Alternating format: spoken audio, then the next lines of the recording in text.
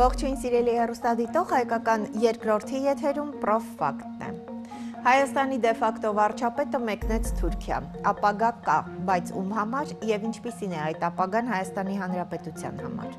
Իրականում ամեն ինչ պարզ է դառնում, երբ մի երկրի ղեկավար իրեն ավելի ուժեղ է զգում փաստացի իր վերահսկողության տակ գտնվող մի պետությունը թշնամուն հանձնելուց հետո։ Հայաստանի երրորդ հանրապետության ամրապնդման համար մեծ ներդրումներ կատարած մարդիկ հետախուզման մեջ են կամ կալանավայրերում, Երևանի ու Բաքվի։ Իսկ հային հայ պահողը հայ առաքելական Սուրբ եկեղեցին թիրախավորված իշխանությունների կողմից։ Աշխարհը իրապես փոխվել է։ Մարդկային կյանքերն արժեք չունեն, մարդու իրավունքները դատարկ բառեր են եւ դեմոկրատիայի իբր կրողները բռնապետեր կամ նրանց հովանավորողներ։ Հոլոքոստի ենթարկված ժողովուրդը պատերազմը վարում է ցեղասպանություն իրականացնելու մեթոդով եւ աշխարհում քաղաքակրթությունից մնացել են փողկապները միայն։ Պրոֆակտում իրավիճակն ու փաստերը քննարկում ենք Արթուր Խաչիկյանի հետ։ Արթուր Խաչիկյան, Սթենֆորդի համալսարանի միջազգային հարաբերությունների դոկտոր, միջազգային հարաբերությունների դասախոս, գիտական հետաքրքրությունների շրջանակը, գերտերությունների քաղաքականություն, ինտերվենցիաներ, էթնիկ կոնֆլիկտների լուծում։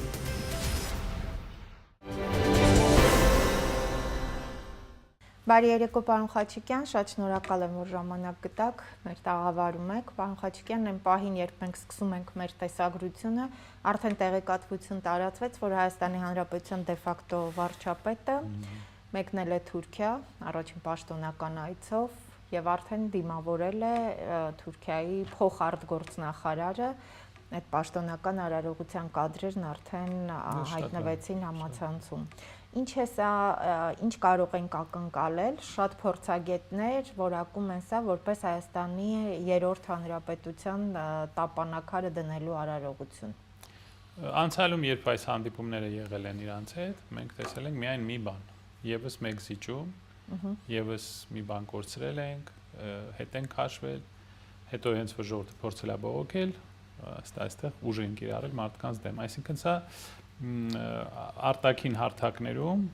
ամեն ինչում զիջում, հետ քաշվում, իսկ իր սեփական ժողովրդի վերաբերյալ իրեն պահում է որպես բռնապետ, տեսնում եք, անգամ մարդու խոսքի համար հիմա արդեն բանտարկում են մարդկանց, եւ սա, եթե հիշում եք, կոչվում էր Թավշյա Հայաստան։ Եթե մոռացել եք, հիշացնեմ 18 թվականին։ 3 միլիոն վարչապետով, սիրով, խոնարհվելով, հիշում եք, խոնարհվում եմ, պատժում եմ ձեր թուշիկները, այդ ինչեր էր գրում, հիշում եք, չէ՞։ Ու դրանից հասանք սրան, բռնապետ։ Տոտալ սա փաշա ենք փաստորեն, մենք փաշա ունենք, որ եթե ասում ես, որ պաշտպանում ես մեր եկեղեցին, քեզ բանտարկում են։ Տեսեք։ Պարոն Խաչիկյան, նաև այս օրերի հիմնական ու ամենամեծ իրադարձությունը հենց այդ մեկ արտահայտության համար գործարար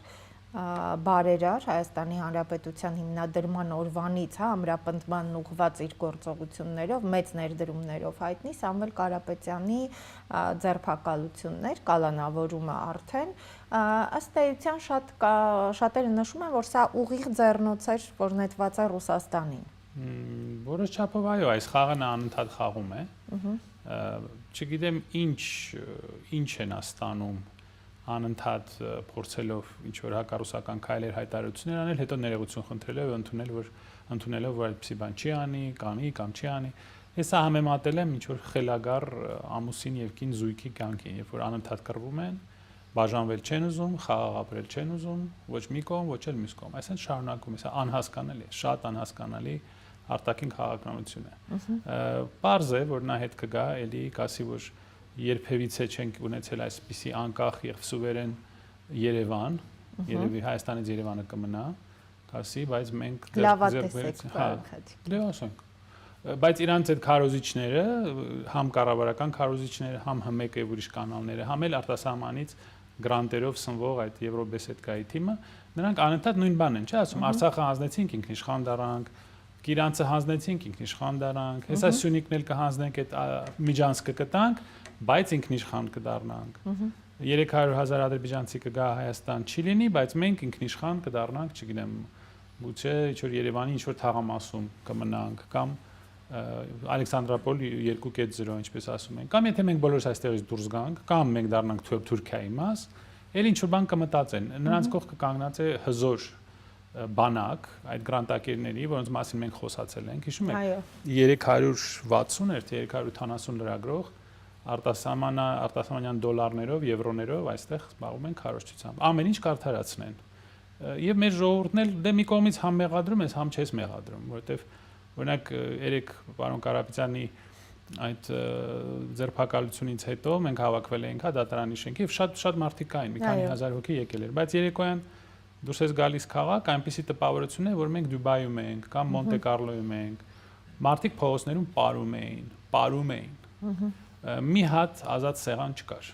ռեստորաններում, կենտրոնում։ Այսինքն մարդիկ ինչ որ ձևով կամ արդեն հույսը կորցրել են ուղակի, տեսնում են որ առաջնորդ չկա, անդիմություն չկա, հույսները կորցրել են։ Դրա համար ուղակի դուրս են գալիս, կյանք են ապրում։ Հնարավոր է, չգիտես, մեղադրես, չմեղադրես։ Մյուս կողմից էլ մեր անդիմությունը, որին ես շատ սիրում եմ, հարգում եմ, բայց ոչինչ չի կարողանում անի։ Իրար մեջ կռվելով, հենց հաշիվներ են բարձում։ Մեր կողքն էլ տեսեք ինչ կարող է սկսվել։ Արդեն անգամ որոշ ակնարկներ կան, որ կարող է լինել նույն երկրորդ Չեռնոբիլի Իրանում։ Մենք ինչով ենք զբաղված, դուք տեսնում եք։ Ըստ էության ամբողջ աշխարհում է կարծես այսպես քաոս, պարոն Խաչիկյան։ Եթե մի քիչ այ ընդհանուր նայենք, դեմոկրատիա ասվածը արդեն մենք տեսնում ենք վերացել է, ամեն ինչ ըստ էության քաղաքակրթության հետ կապված այլևս գոյություն չունի, Իսրայելի վարած պատերազմը, մեթոդը պատերազմ վարելու նմանվում է բնաջնջման, ցեղասպանության, նահանգները Թրամփը հայտարարում է, որ դեռ պետք է մի քիչ սպասի, այսինքն այդ ընթացքում կյանքերը զրոյական արժեք ունեն, բնականաբար պիտի կործանվեն, շարունակվեն զոհերը, այս իրավիճակում եւ մենք ու մեր խնդիրը, այս իրավիճակում թույլ կարող է տալ Թուրքիան կամ որևէ թշնամի պետություն մեզ այստեղ գոյություն ունենալ։ Եվ ինչի համար պիտի թույլ տա։ Ոչ, մանավանդ եթե Իրանը պարտվի, ոչ, տեսեք Թուրքիան ինչ արեց Սիրիայում։ Սկզբից 30 կիլոմետր վերցրեց այդ գոտին, հետո ամբողջ երկիրը վերցրեց, Իսրայելի հետ կիսեց։ Մի մասը Իսրայելը վերցրեց, մի մասը Թուրքիան։ Մեր շատ սիրելի տիկին Վունդերլայն, Շարլ Միշել, Մակրոն, Ստարմեր, մեր այսպես ասած քաղաքակիր դեմոկրատական արևմուտքի ղեկավարները կես բառ չասեցին, որ մի ամբողջ երկիր զավթեցին, չէ՞, փաստա չէ։ Այո։ Ալավիներին քանի հազար սպանեցին 8-ից 10,000 քրիստոնյա ալավի սպանեցին գազանաբար, ասեցին ձեր մեղքն է։ Արևմուտքը ասեց դուք սադրել եք բանին իրան նոր անունը ռիբրենդինգ արեցին, նոր լոգո տվեցին իրան, հիմա բանա Աշարայա, առաջ Ջալանի էր, հիմա Շարայա, անունն էլ փոխեցին։ Այո։ Նոր բան ռիբրենդինգ արեցին, ասում են դուք իրան սադրել եք։ Այսինքն մենք որ վաղը մեզ պաշտպանենք ստեղ Թուրքիան, Ադրբեջանը մեզ էլի կիսեն վերացնենք, ասեն հայերի մեղքն է, հայերը չստորագրեցին ինչ որ մի բան։ Դեմոկրատիա այլևս չկա, սիրելի Լիլիթ ջան, չկա այսպեսի բան։ Ես ժամանակին շատ էի հավատում դրան։ Դեմոկրատիան Ամերիկայում կար, ասենք 60-ական թվականներին, երբ ամերիկյան ուսանողները եւ հասարակությունը կանգնացրեցին Վիետնամի պատերազմը, ստիպեցին, որ Միացյալ Նահանգները հետ գա Վիետնամից։ Դա իսկապես դեմոկրատիա էր։ Բայց դրանից հետո, ցավոք սրտի, Ամերիկայի էլիտաները սովորեցին այդ հարցը ոնց են լուծում։ Բոլոր ԶԼՄ-ները դրեցին իրենց գրպանը։ Բոլոր ԶԼՄ-ները Ամերիկայում պաշտոնական վերահսկվում են ֆինանսական էլիտայի կողմից։ Այնտեղ այլևս երկու կուսակցություն չկա։ Մեր ամերիկացի գոլեգաները ասում են Uniparty, մի կուսակցություն է, դա նույն էլիտան է, տնտեսական, ֆինանսական էլիտան է։ Այդ մարդիկ միլիարդավոր դոլարներ են ստանում պատերազմից։ Պատկերացրեք, եթե ես ու դուք գործարան ունենայիք Հայաստանում, որը օրինակ արտադրում է ռումբեր կամ բաներ, հրթիռներ եւ մեզ միլիարդավոր կոնտրակտներ տային։ Մենք ցանկանայինք որ պատերազմ, դե մենք խղճով մարդիկ ենք, երևի չենք համաձայնվի, բայց մարդկանց մեծ մասը մեծ սիրով պատերազմը դարձրել է բիզնես, այսինքն նրանք փող են ստանում այս պատերազմից, ինչու պետք է կանգնեցնեն։ Պլյուս ունեն Վաշինգտոնում իշխող Իսրայելի լոբին։ Իսրայելի լոբին ամեն ինչ թելադրում է Վաշինգտոնին, Վաշինգտոնը ենթարկում է, տեսեք, Թրամփը փորձեց ընդդիմանալ, այսպես ասած, խորը պետությանը, այդ գաղտնի պետությանը, խորքային պետությանը Վաշինգտոնում եւ տեսեք հանձնվեց փաստորեն։ Ասում էր ես լինել եմ խաղաղության նախագահ, խաղաղության պրեզիդենտ, տեսեք ինչ եղավ։ Ուկրաինան ավելի վատ Եվ նոր պատերազմ սկսեց Իրանի հետ։ Հիմա այո, հիմա պարզե որ ոչ մի էլ ոչ միջազգային օրենք, ոչ դեմոկրատիա, ոչ մի բան էլ չկա։ Հիմա նա ասեց իր ներկայացուցիչը երեք ասեց, որ նախագահ Թրամփը ասում է, որ 2 շաբաթ եմ տալիս, դեռ ես իմ որոշումը կարասնեմ 2 շաբաթ հետո, բայց ամբողջ աշխարհով պատրաստություն է գնում հարձակման, ծանր ռմբակոծիչներ են բերվում Միացյալ Նահանգներից, B52 չէ, մի ուրիշը կար, B2 կարծեմ Spirit, այսինքն բանը stealth տեխնոլոգիաներ ունեցող, ես որոշ չափով սա հասկանում եմ, ես իհարկե ռազմական տեխնոլոգիայի բան չեմ, էքսպերտ չեմ, բայց պատրաստվում են ծանր ռումբեր նետել Իրանի վրա, որովհետև մի քանի օբյեկտներ կան, օրինակ Fordown, որը շատ խորն է գտնվում, տասնյակ մետրներ, այսինքն 50-ից 100 մետր կարող է խորություն ունենալ, որոշ աղբյուրներ ասում են, էլ ավելի խորն է։ Եվ խնդրեմն է, որ դա խոցելու համար Իսրայելը դա չի կարող անել։ Իդեպ Իսրայելը այդպես էլ լավ իրեն չդրսևորեց, բայց դրա մասին խոսենք։ Ուրեմն հնարավոր է նրանք պատրաստվում են ծանր ռումբեր գցել այդ օբյեկտների վրա, միջուկային օբյեկտների վրա, որ վերացնել Իրանի միջուկային ծրագիրը։ Հիմա դրա ռիսկը ինչ է, որ եթե սա արվի ռեակտորների մոտակայքում մենք օրինակ Չեռնոբիլ եւ դրա մասին խոսեց Ռուսաստանի Ռուսատոմի ներկայացուցիչը 3 ասեց որ մենք օրինակ Չեռնոբիլ իսկ մենք 300 կիլոմետր ենք դրանից առաջինը երկրորդը այնտեղ խոսակցություն է գնում որ Fordown այնքան խորն է որ սովորական կոնվենցիոնալ ռումբերով այդ հարցը չի լուծվի եւ հնարավոր է փոքր դագդիգական ինչպես հիշում եք միջուկային մինչև այդ չի անցնում մոտս միջուկային ռումբ օգտագործեն Fordow-ի համար Իմիջիալոց լուրեր կան որ եթե Իսրայելը հաղթի Իրանում այնտեղ Շեխերեզադա օպերացիա կլինի եւ մեզ ազատ Հայաստան կտան այդպես լուրեր են լսել տեսնենք հեսա խոսեն դրա մասին Այս մեկը Գերտրուդա չի, Շախերեզադա է։ Հա։ Եվ եթե դա արվի, սա փաստորեն սարսափելի նախադեպ կլինի, որովհետև դուք օգտագործում եք, եթե օգտագործվի անգամ փոքր միջուկային զենք, սա դուռ է բացում, որ ուրիշ երկրներն էլ սկսեն դա անել։ Պակիստանը ասել է, որ սատարում է Իրանին։ Միջուկային զենք կարող է տարածվել մեր շրջանում։ Այսինքն վտանգը միջուկային արդեն շատ մեծ է եւ տեսանելի։ Շատ մեծ է եւ տեսեք Իսրայելի այդ պաշտպանական համակարգը Iron Dome, հա, երկաթե գմբեթ։ Պարզվում է որ այդքան էլ էֆեկտիվ չէ։ Հիմա արդեն մոտ 65%-ն են միայն խոցում Իրանի հրթիռների, որտեղ նրանք նոր բալիստիկ գերձայնային հրթիռներ են օգտագործում եւ ինչպես մենք ասում ենք, դրանք չեն կարող դրա դեմ առնել եւ տեսեք հիմա արդեն վիճաբանություն տեղի ունեցավ Իսրայելի անվտանգության խորհրդի նախագահի եւ բանի Մոսադի պետի միջև պատահական դա անկավ կամերայի մեջ որ նա ասում է նաեւ նախկին ու ներկա այո ճիշտ ասեցիք եւ մեկը ասեց որ տեսնում եք ինչու սադրեցիք այս պատերազմը ինչու սադրեցիք եւ նա ասում էր մենք չգիտեինք որ Իրանը այսպիսի հնարավորություն ունի դա ճիշտ չէ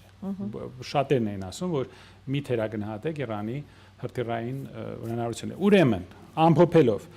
Առաջինը Միացյալ Նահանգները կարող է ընդգրկվի այս պատերազմի մեջ, ներքաշվի պատերազմի մեջ, հավանականությունը բարձր է, որովհետև ինչպես ասեցի, Իսրայելի լոբին է տիրում Վաշինգտոնում։ Ամերիկացիները ոչ մի անելու բան չունեն այստեղ, դեմոկրատիա չի, նրանք ուղղակի իրենց ազդեցության տակ են։ Իրենց կարող են ստիպել, որ նրանք ընդգրկվեն եւ Իսրայելին օգնեն, քանի որ մինչեւ վերջ ջախջախել Իրանը, Իսրայելը չի կարող, հիմա արդեն պարզ դարձավ։ Երկրորդը հնարավոր է, որ հատուկ զենք օգտագործեն այդ բունկերների դեմ կամ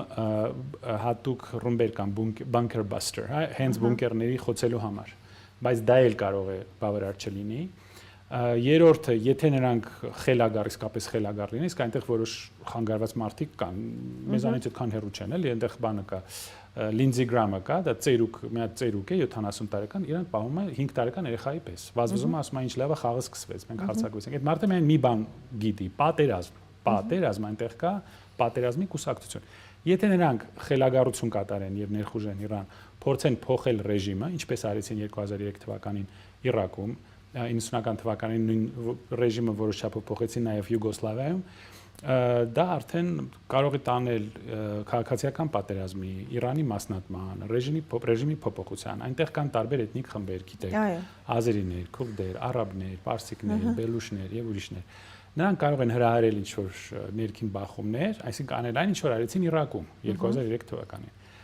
Սա սարսափելի հետևանքներ կարող է ունենալ։ Այսինքն սա գնում է Իրաքի սցենարով։ Հիշում եք 2003 թվականին, դե շատ երիտասարդ եք, բայց երևի հիշում եք, բան Կոլին Պավելը, որ ՄԱԿ-ում լվացքի փոշիներ ցույց տալի, ասում էր սա անտրաքս է, հիշում եք։ Հետո 20 տարի ներողություն էր խնդրում, որ խաբեց ամերիկացիներին, ներառյալ Հիլարի Քլինտոնին, նա ընդունեց, որ ինձ էլ խաբեցին։ Մեզ ոնց խաբեցին 18 թվականին բանով։ Հիմա փաստորեն այս իրավիճակում, այսինքն աշխարհում իրավիճակը այսքան լարված է, այն մեր հենց սահմանին է։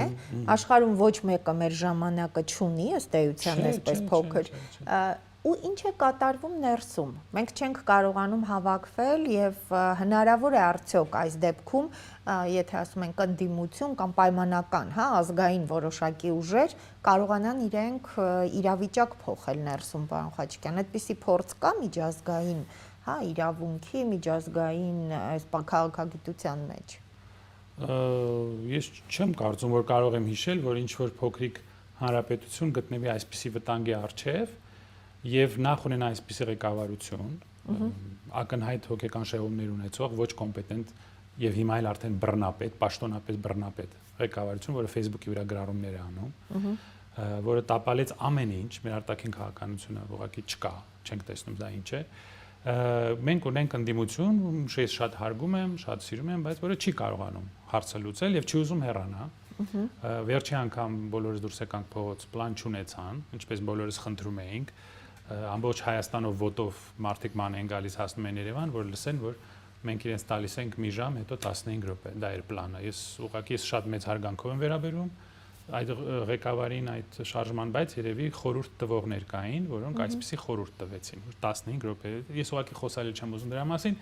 Ընդդիմությունը չի կարողանում ոչինչ անի, իրար մեջ հաշիվ են պարզում, ղեկավարությունը ոչ մի բան չի կարողանում ղեկավարի,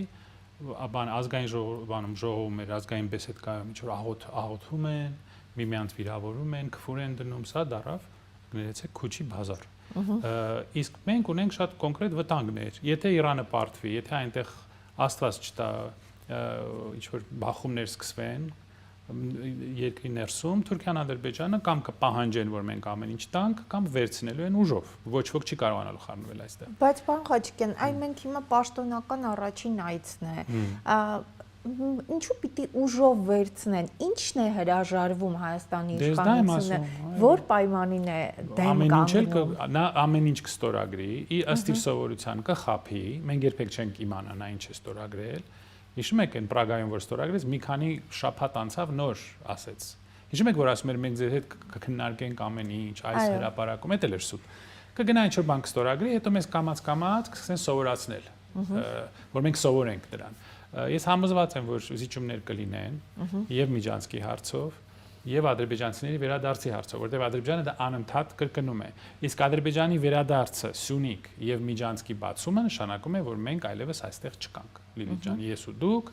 կամաց պետք է հավաքվենք, այստեղից դուրս գանք, որտեղ ես չգիտեմ դուք ինչպես եք ուզում, ես չեմ ուզում։ Ես թուրքերին չեմ ասում, որ ամբողջ ազգին վատ են վերաբերվում կամ ադրբեջանցիներին, նրանք ժողովուրդ են, բոլոր ժողովուրդներ, բայց այն մարդիկ, ովքեր կգան Հայաստան, նրանք այն մարդիկ են, ովքեր մեզ ատում են, տեսեք ինչ են գնում մեր մասին սոցցանցերում։ Մարդիկ են, ովքեր տարիներով սովորել են, որ հայերը այստեղ չպետք է ապրեն, հայերին ռուսներն են բերել, մենք ցիգանի պես ազգ ենք, ասում են, դուք Հնդկաստանից եք եկել, դուք այստեղ տեղ չունեք։ Այսօր եկեղեցու վրա է հարձակվում, վաղը նրանք կպահանջեն եկեղեցիներից խաչերը հանի, ասի, որ Էջմիածինը ուչքիլիսա է։ Արդեն ասում են, Հաղարցինը մերն է, Հաղարցինը աֆղանական եկեղեցի է, հայկական չէ։ Մեր մայր տաճարը կասեն աֆղանական եկեղեցի, բաներ են, գերեզմաններ են ջարդում Ղարաբաղում։ Դուք ո՞նց եք կարծում, երբ որ նրանք անստեղ մեզ ո՞նց են վերաբերվելու։ Ես մի հատ սարսափելի երազի տեսել, որ ես մահացել եմ, ինձ թաղել են, գիշերը Ալիևը եկավ, ինձ հետ հանեց, գրեց վրեց, որ ես աֆղանացի եմ ու դրեց հետ։ Սարսափելի հերազն է։ Դուք տեսեք ինչ կարող է այստեղ կատարվել։ Մարդիկ հանգիստ ասում են վտանգ չկա։ Մի հատ նայեք այն կողմից ինչ է ասվում մեր հասցեին։ Դուք ո՞նց եք կարծում, որ վտանգ չկա։ Հետո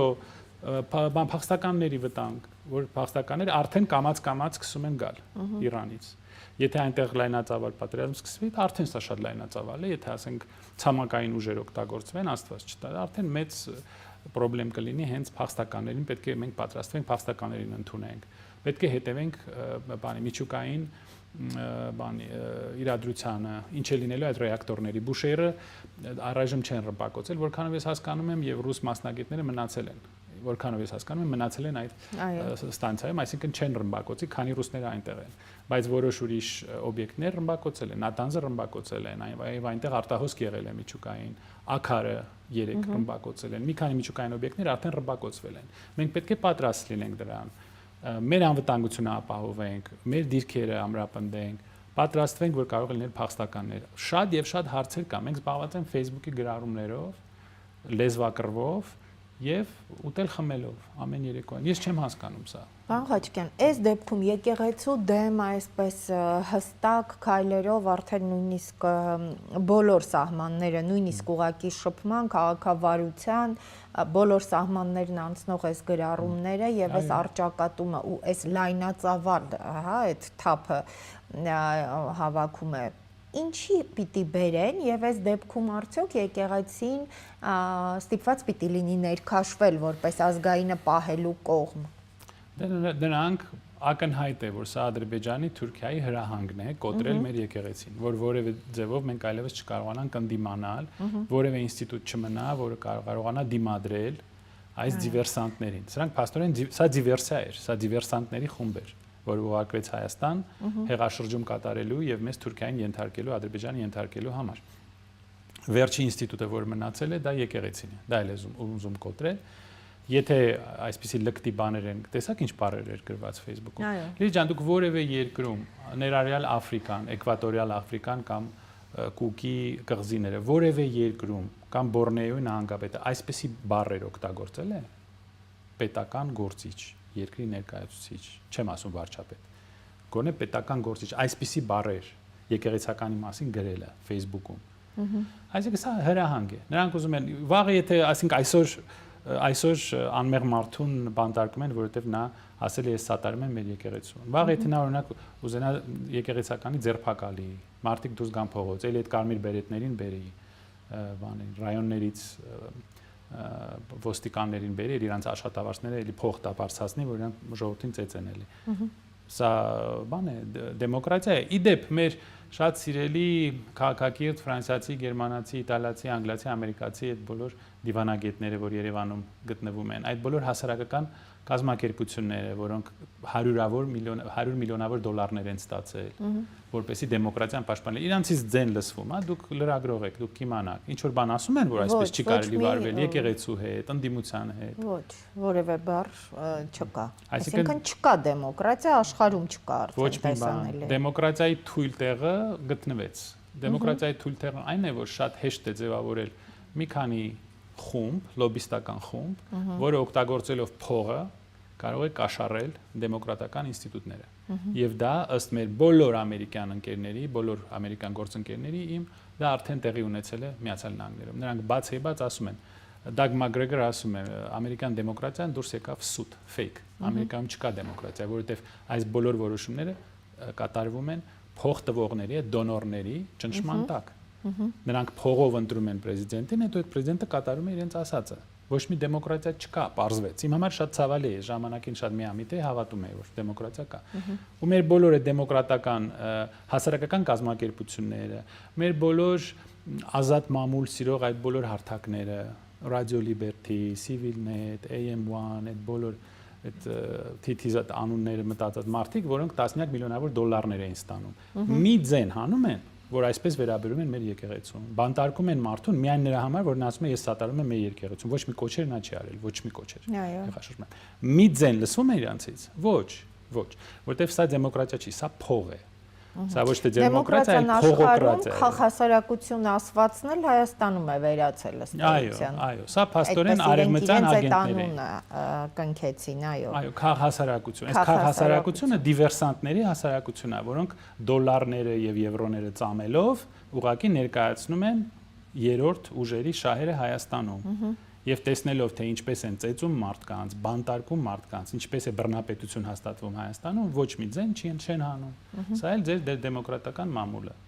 Որն է ելքը, ինչ, այսինքն համախմբվելու եւ միասնական գործելու արդյունքում ինչ որ արդյունք հնարավոր է, ինչ որ իրավիճակ հնարավոր է այս դեպքում փոխել։ Դե դա պետք է հարցնել մեր ընդդիմությունին, ես արդեն հոգնել եմ նույն բանը։ Չէ, նկատի ունեմ, բայց հնարավոր է, եթե ընդդիմությունը, եթե ինչ որ ուժ ի հայտ գա կամ լինի որևէ ընթացք, հնարավոր պիտի լինի ներսից ինչ որ բան փոխել։ Լիլի ջան, անցյալ տարի դուք տեսաք քանի հազար մարդ էր, մի 70-80 հազար մարդ կար Երևանում, ամբողջ հանրապետությունով շարժումներ կային, մարդիկ ոտով հասնում էին Երևան, մարդ գիտեն, որ Անգլիայից է եկել, Հայաստան, Ամերիկայից են գալիս։ Այո, այսինքն կարելի է փոխել։ Բայց արել ենք, չէ՞։ Ուղղակի ղեկավարությունը սխալ մարդկանց բերեց։ Այո, սխալ խորհուրդներ ընդունեց, սխալ մարդիկ եկան եւ սկսեցին աթոռներ կիսել։ Մեր ընդդիմությունը շատ մեղավոր է, ներեցեք, շատ մեղավոր է։ Ես շատ եմ քննադատում եւ այս ղեկավարությունը, բայց ընդդիմությունը արդեն իմ հետ չեն բարևում, մի բարևեք։ Ոչ մի խնդրեմ չունեմ, արդեն չի կարելի էլի ամեն տարի նույն բանը անել, էլ ինչ իմաստ ունի։ Չկարողացան ճիշտ ղեկավարել, չկարողացան օգտագործել այն էներգիան, որը կար փողոցներում, գեներացնել այդ էներգիան, կարողացան, պլան չկարողացան, սխալ խորհուրդներ տվեցին եւ լսեցին, ցավոք սրտի։ Դա հնարավոր է անել, բայց ինչքան կարելի դրա մասին խոսալ, ամեն անգամ դրա մասին խոսում ենք։ Կամ պետք է անեն, կամ պետք է հեռանան, կամ մենք բոլորս պետք է հեռանանք, որովհետեւ նա հեսա հետ է գալու, ինչ որ փակ նիստ կլինի, փակ հավաք կլինի, էլի WhatsApp-ով իրար մեջ։ Բայց հետո հայտարարություններ չէ պիտի լինեն, աննշվեց, որ նաև մամուլի համար հայտարարություն պիտի լինի։ Հա, երևի ինչ որ բան զիջելու է էլի, ինչ որ մեծ զիջում է կատարել։ Հնարավոր համարում եք սահմանազատման հետ կապված խնդիր նաև Թուրքիայի հետ, այսինքն Կարսի պայմանագիր։ Ամեն ինչ էլ հնարավոր եմ համարում։ Նա ուղղակիորեն ենթարկվում է նա իրենց դեսպանն է Հայաստանում։ Մենք ունենք վալի Հայաստանում։ Իրենց գուբերնատորն է Հայաստանում, իրենց փաշան է։ Ինչ կասեն, կանի։ Նետո իրանցից կխնդրի, որ սատարեն իրեն, հաջորդ տարվա ընտրությունները կեղծի եւ մնա։ Փող կբերեն Թուրքիայից, Արևմուտքից, ելի մեզ Եվրոկոնֆետ ցույց կտան, կասեք, եթե դուք ընտրեք այս կուսակցությունը, մենք Եվրոպայի մաս կդառնանք, այդ դերասաններին ելի կբերեն, ելի երկրորդ հանրակրվեն կանցկացնեն, ելի ստորագրություններ կհավաքեն, այդ ներկայացումը շարունակվում է, տեսնում եք։ Հետո ինչ որ ելի խոստումներ կտան, հետո այդ իրենց աղանդավորներին լսում եք, չէ՞, մեկ-մեկ այդ մարդիկ ինտերվյու են տալիս, որ ոչ մի բան չի լինի, ամեն ինչ լավ կլինի։ Հարցում ես, իսկ ո՞նց եք կարծում, ո՞նց է լավ լինելու։ Լավ կլինի։ Որտեղից գիտեք։ Մեր ղեկավարն է ասել, շատ լավ, ձեր ղեկավարը Աստվածն է, հա երևի։ Աստված ասել է, որ լավ կլինի։ Ձեր թշնամին ձեր աչքի առաջ Ղարաբաղը գրավեց, 5000 տղա սպանեց, կարևոր չի։ Սիրիան գրավեցին, կարևոր չի։ Պաղեստինում տեսեք ինչ են անում, կարևոր չի։ Ցեղասպանությունը շարունակվում է իդեպ։ Այո։ Իրանում բացարձակ առանց որևէ պատճառ հարձակվեցին անկախ երկրի վրա։ Դա էլ կարևոր չի։ Այսինքն սա աղանդ է, մարդիկ ովքեր ապրում են փորով, գրպանով եւ իրենց հավատքով, որ մեզ ոչինչ չի լինի, ամեն ինչ կլինի լավ, որտեղ մեր ղեկավարը այդպես մեզ ասել։ Դե լավ նորություն այն է, որ նրանց թիվը մի քիչ պակասել է, որքանով հասկանում եմ, մի 10-ից 12% մնացին աղանդավորներ, բայց նրանք կարող են օգտագործել նաև ադմինիստրատիվ ռեսուրսը, կեղծել ընտրությունները, արտասահմանից օգնություն ստանալ, այս հսկայական քարոզչական մեքենան նորից խոդի են գցելու,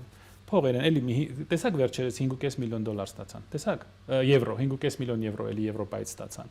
անընդհատ փող են ստանում, անընդհատ արտասահմանից փող են ստանում։ Բացը լրացնում է Եվրոպան։ Այո, ձեր մոտ է, չէ՞։ Հասարակություն կոչված եւ այդ լրագրողական, լրատվական այս կառույցները ձեռնունայն չեն մնում փաստորեն։ Այո, Եվրոպան այդ փողը իրենց տալիս, առաջ USAID-ն էր իրենց կաշառում, հիմա Եվրոպան է իրենց կաշառում։ Հետո ուրիշներին ասում են դուք Ռուսաստանի ագենտ եք։ Բացի փող են վերցնում արևմուտքից, ցույց են տալիս, որ վերցրել ենք։ Հետո ուրիշներին ասում են, որ դուք ուրիշ երկրի ագենտ եք։ Պարոն Խաչիկյան, ես ուզում եմ այսօր մի քիչ ուրիշ նաև հենց Ռուսաստանի տեսանկյունից։ Գիտեք, մենք անընդհատ մտածում ենք, որ շատ չկապեն Կրեմլի, Ռուսաստանի եւ այլն, բայց մենք վաղուց արդեն դարձել ենք Թուրքիայի ծայրագավառ, Թուրքիայի վիլայեթ, ըստ էության հրահանգները ստանում ենք Թուրքիայից, Ադրբեջանից, Եվրոպայի համար իրենց ինչ որ մի գաղութ ենք դարձել նաև, եւ այս դեպքում երևի ժամանակն է բաց խոսելու Ռուսաստանի հետ կապված, ըստ էության շատերը մտածում են, որ հնարավոր պիտի լինի կամ մեր շարունակությունը այս տարածաշրջանում ավելի անվտանգ ապրելը, եթե Ռուսաստանի հետ վերականգնվեն դաշնակցային հարաբերությունները։ Եթե այս բոլոր այս ծրագիրը ուր որ գնում ենք իրականացվի, ըստ էության Ռուսաստանն էլ շահեկան վիճակում չի գտնվում, որովհետև իր ազդեցության գոտին այստեղ չի կարողանում պայել։ Հաջորդ քայլը պիտի լինի ռուսական բազայի դուրս բերումը։ Իր համար աշխարհաքաղաքական առումով սա ընդունելի տարբերակ է, այդպես կարևոր է, թե ոչ այստեղ ներկայություն ունենալը։ Դե մենք այդ հարցը երկար քննարկում ենք։ Իհարկե Ռուսաստանի համար լավ կլիներ այստեղ ունենալ կանխատեսելի, կայուն, հավատարիմ ինչ որ դաշնակից, որտեղ նա կունենար ռազմական բազան, ինչ որ բան մեզ կտրամադրեր, մենք ինչ որ բան կվերցնենք Ռուսաստանից, իրենք ինչ որ բան կվերցնեն, իրենց ազդեցությունը կպային, բայց այս կառավարությունը իրեն պահում է այնպիսի ձևով, որ անհնար է կանխատեսել, թե նրանք վաղը ինչ են անելու։ Այո։ Եվ դրա համար ռուսները իհարկե կցանկանան բայր իրենց ազդեցությունը, բայց ոչ ամեն գնով, որտեղ այնտեղ նաև մարդիկ կան, ովքեր Մոսկվայում շատ բավականին ուժեղ թուրքական լոբի կա, ռուսները, որոնք պրո-թուրքական են եւ ասում են, որ գիտեք, հայերը տեսեք ինչ են, սա լուրջ չէ։ Այսինքն իրենք առաջարկում են Թուրքիայի հետ լեզու գտնել։ Ավելի լավ է մենք Թուրքիայի հետ պայմանավորվենք։ Ես դրա մասին խոսել եմ 35 տարի Սփյուռքում, բայց ինձ ոչ ոք չէր լսում։ Ինձ ընդհանրապես ոչ ոք չի լսում։ Ես 35 տարի ասել եմ՝ մի կրկնեք դա անընդհատ, որ Ռուսաստանը միշտ մեզ կպաշտպանի, որովհետեւ կլինի մեծ տուրան։ 35 տարի այդ նույն ձայնագրությունը մի նվագեք։ Նրանք կարող են Թուրքիայի հետ պայմանավորվել, զգուշ եղեք։ Ինձ ոչ ոք չլսեց։ Այնտեղ կա հսկայական պրո-թուրքական լոբի, Ռուսաստանը Թուրքիայից կախված է, Ադրբեջանից կախված է, պատերազմը Ուկրաինայում շարունակվելու է եւ շարունակվում է, Ռուսաստանը առաջ է գնում եւ նրանք կարող են ասել, գիտեք ինչ, եթե դուք այս եք, սա եք, ձեր հետ անհնար է պայմանավորվել, դուք անընդհատ ձեր միտքը փոխում եք, անընդհատ այդ եվրոպական կոնֆետների հետևից եք ընկնում, մենք էլ Թուրքիայի հետ կպայմանավորվենք։ Իսկ ով է կարող նրանց մեղադրել։ Տեսեք, Ադրբեջանը դարել է իրենց պաշտոնական դաշնակիցը մեր ռեգիոնում։ Բայց հիմա ուրիշ բան է։ Իրանի պարտությունը շատ վատ կանրադառնա եւ Ռուսաստանի եւ Չինաստանի ազդեցության վրա մեր ռեգիոնում։ Այո։ Չինաստանը արդեն ըստ որոշ աղբյուրների զինտեխնիկա է ուղարկում Իրան, ռուսները արդեն դա արել են։ Ուղղակիորեն արճակատվել Իսրայելի հետ երևի չեն թողնի, բայց գուցե օգնեն, որ էսկալացիան կանգնի այս կոնֆլիկտին, որովհետեւ եթե Իրանն էլ դուրս գա խաղից, Իրանն էլ մասնատվի կամ ռեժիմը փոխվի, մեր ռեգիոնում հաստատվում է Թուրքիայի, Ադրբեջանի եւ Իսրայելի գերիշխող ուժը, հեգեմոնիան։ Նրանք դառնում են տերը մեր ռեգիոնի եւ մեր ռեգիոնի եւ Միջին Արևելքի։ Թուրքիա, Ադրբեջան, Իսրայել։ Այո, սա ըստ էության Ռուսաստանին ձեռնտու չէ նայ։ Ձեռնտու չէ ոչ էլ Չինաստանին։ Այո, այս առումով մենք փաստորեն հիմա կախված ենք այս փոքր հնարավորություններից։ Փոքր հնարավորություն, որ առումով որ մեզ չեն թողնի, որտեղ ըստ էության Արցախն էլ, Արցախը շատ երկրների համար էր փաստորեն խաղաղության միջնաբերդ եւ ոչ միայն Հայաստանի, կորցնելով աշխարհի հավասարակշռությունը կարծես կորավ։ Այո, իմ կարծիքով դե Ռուսաստանը փորձեր արեց նախ կանգնեցնել պատերազմ, դրանից առաջ է զորավարժություններ անցկացնել եւ նոյեմբերի 9-ի պայմանագիրը կար, խաղաղապահ ուժեր կային, նրանք ինչ որ ջանքեր արեցին, բավարար չէր եւ իմ կարծիքով սխալ էր Թուրքիայի հետ կիսել ազդեցությունը Կովկասում, բայց իմ կարծիքով դա ուղղակի ինչ որ հասկացան իրար, որ Թուրքիան կարող է մտնել հարավային Կովկաս, բայց Ուկրաինայում չի խանգարի Ռուսաստանին։ Իմ կարծիքով այսպեսի բան կարող է եղել, ես կարծում եմ որ եղել է, բայց հիմա եղել է։ Մենք էլ այնպես մեզ պահեցինք, որ ռուսների գոնե այդ 50%-անոց օգնությունը մենք չօգտագործեցինք, հենց Խարկովում ռուսները հետ քաշվեցին, այս վազեց Պրագա, միանգամից ստորագրեց, Մակրոնն էլ կողքը, ու Մակրոնը մինչև հիմա չի ասում։ Ես որ այնտեղ նստած էի, ի՞նչն էր իմաստը։ Ֆրանսիան ինչ արեց այդ Պրագայի պայմանավորվածության մեջ, ինչ կար, Ֆրանսիան ինչ է երաշխավորել, ինչ է մեզ տվել։ Մինչև հիմա պատասխան չկա։ Ուղղակի իրան ասել է հանձնի Ղարաբաղը, հանձնի, որ ռուսները դուրս գան։ Ու նա այդպես էլ արեց։ 2 օր առաջ, մի բան էլ ասեմ, 2 օր առաջ խոսում էինք Ռաֆիկ Ալֆայանի հետ, նա միջազգային իրավունքի մասնագետ է Փարիզի համալսարանից։ Ես հարցրեցի, Ռաֆի, ինչ եղավ այդ 3 ռադարը եւ 7 ցեզարը։ Նա սկսեց ծիծաղալ։ Ասեց, այսպեսի բան ես չեմ լսել եւ անգամ եթե դա հասնի Հայաստան, դա ծիծաղելի թվեր են։ Հիշում եք քանի կանալներով մեզ այդ ֆրանսիական հեքիաթը մատուցում էին։ Ուկրաինայում մի օրում 300-ից 500 դրոն է օգտագործվում։ Մի օրում 300-ից 500 դրոն։ Համարենք, որ մենք Ուկրաինայի, ասենք 10-րդը կլինենք ճակատի երկարությունը, եթե նայեք, այսինքն մի օրում 30 դրոն, եթե օգտագործեն Հայաստանի դեմ, այդ 7 ցեզարը քանի օր կտևի, ոնց է կարծում։ 30 դրոնը 7 ցեզարի դեմ, մենք ընդհանրապես հոպի համակարգեր չունենք։ Այդ մեկ ծիծաղալի հեքիաթներ։ Երկրորդը,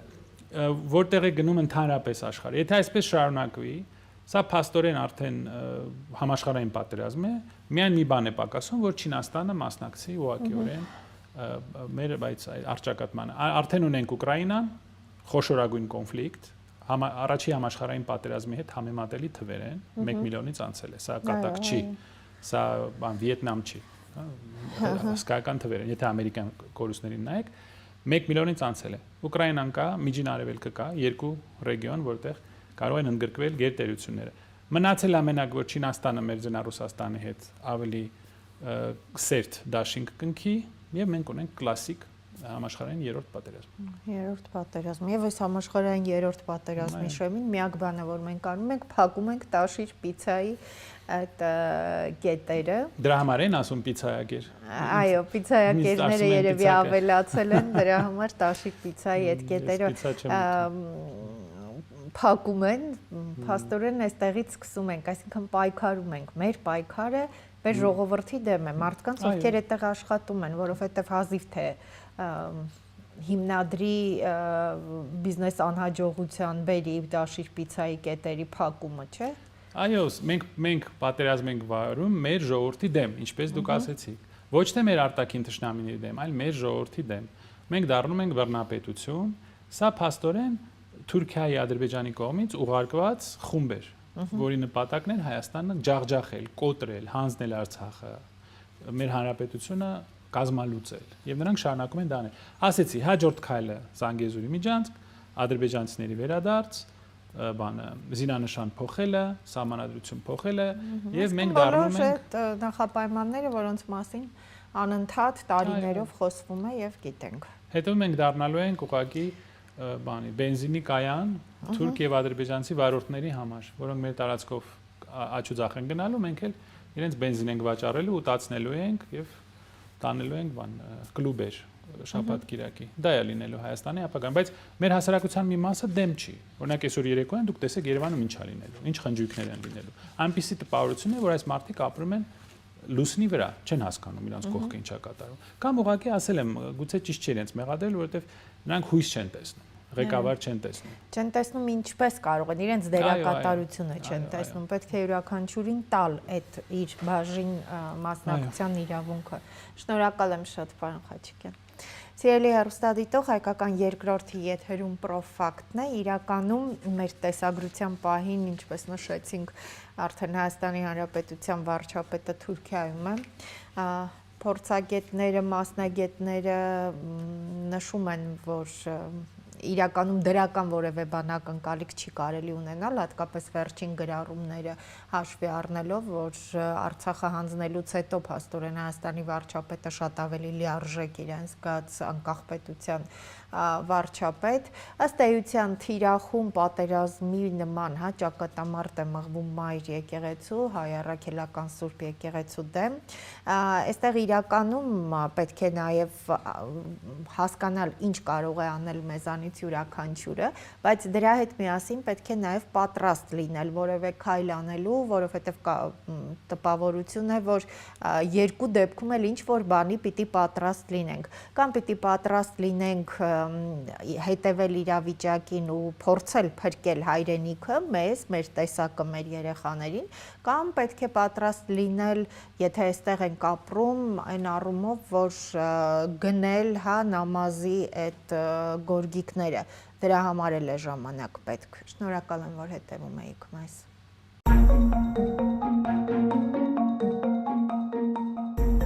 Աշխարհում գտնվել է դեմոկրատիայի թույլ տեղը, փողն էր դա։